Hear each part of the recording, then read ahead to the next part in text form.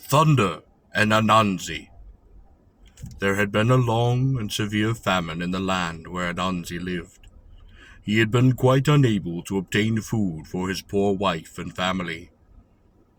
One day, gazing desperately out to sea, he saw, rising from the midst of the water, a tiny island with a tall palm tree upon it. He determined to reach this tree, if any means provided possible, and climb it, in the hope of finding a few nuts to reward him. How to get there was the difficulty. This, however, solved itself when he reached the beach, for there lay the means to his hand, in the shape of an old broken boat. It certainly did not look very strong, but Anansi decided to try it.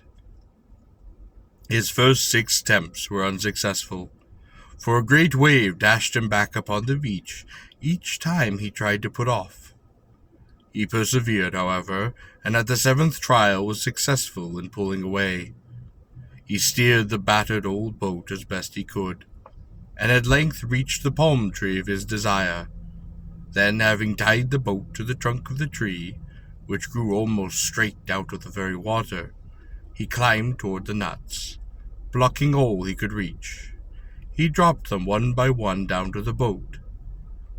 To his dismay, every single one of the nuts missed the boat, and it fell instead into the water until only the last one remained.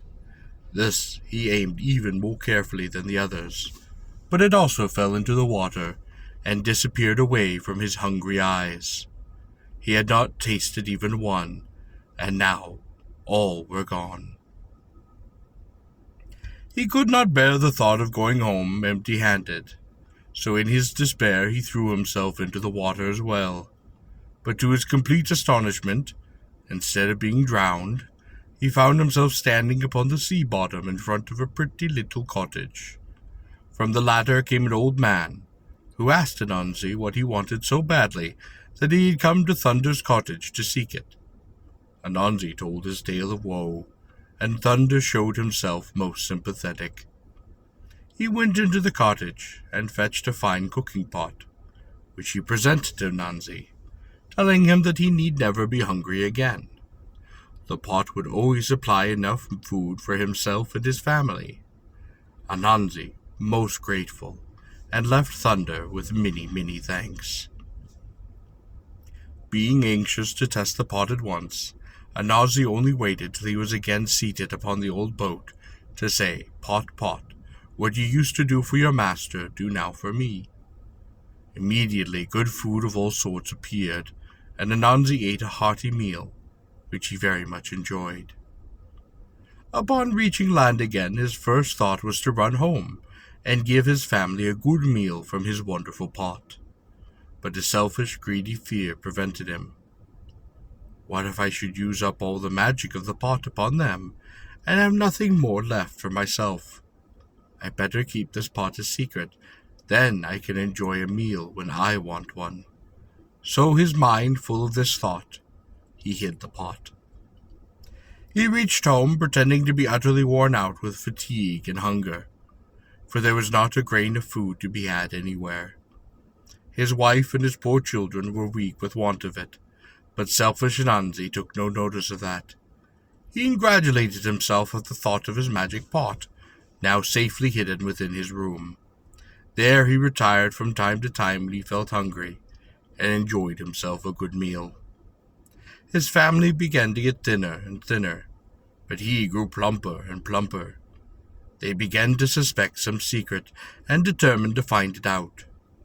His eldest son, Quikutsin, had the power of changing himself into any shape he chose, so he took the form of a tiny fly, and accompanied his father everywhere. At last, Anansi, feeling most hungry, entered his room and closed the door. Next he took out his pot, and had himself a fine meal. Having replaced the pot within its hiding place, he went out, on the pretense of looking for food. As soon as he was safely out of sight, Quikutsin fetched out the pot and called all of his hungry family to come at once. They had as good a meal as their father had had, And when they finished, Miss Anansi, to punish her husband, said that she would take the pot down to the village and give everybody there a meal. This she did, but alas, in working to prepare so much food at a single time, the pot grew very hot, and it melted away. What was to be done now? Anansi would be so angry, so his wife forbade everyone to even mention the pot. Upon Anansi's return and ready for his supper, as usual he went into his room. He carefully shut the door, and he went to the hiding place, but it was empty. He looked around in consternation, but no pot was to be seen anywhere. Someone must have discovered it. His family must be the culprits, and he would find a means to punish them. Saying nothing to anyone about the matter, he waited till morning, and as soon as it was light he started off towards the shore where the old boat lay. He got into the boat, and it started of his own accord and glided swiftly over the water, straight for the palm tree. After arriving there, Anansi attached the boat, as before, and climbed up the tree. This time, unlike the last, the nuts almost fell into his hands, and when he aimed them at the boat, they fell easily into it. Not one as before dropped into the water. He deliberately took them and threw them all overboard, immediately jumping after them. And as before, he found himself in front of Thunder's cottage, with Thunder waiting to hear his sad tale. This he told, and the old man showed the same sympathy as he had previously done. This time, however, he presented Anansi with a fine stick, and bade him good-bye. Anansi could scarcely wait till he got into the boat, so anxious was he to try the magic properties of his new gift. "Stick, stick," he said, "what you used to do for your master, do for me also." The stick then began to beat him so severely that in a few minutes he was obliged to jump into the waters and swim ashore, leaving the boat and stick to drift away wherever they pleased. Then he returned sorrowfully to his home, bemoaning his many bruises, and wishing that he had acted more wisely from the beginning.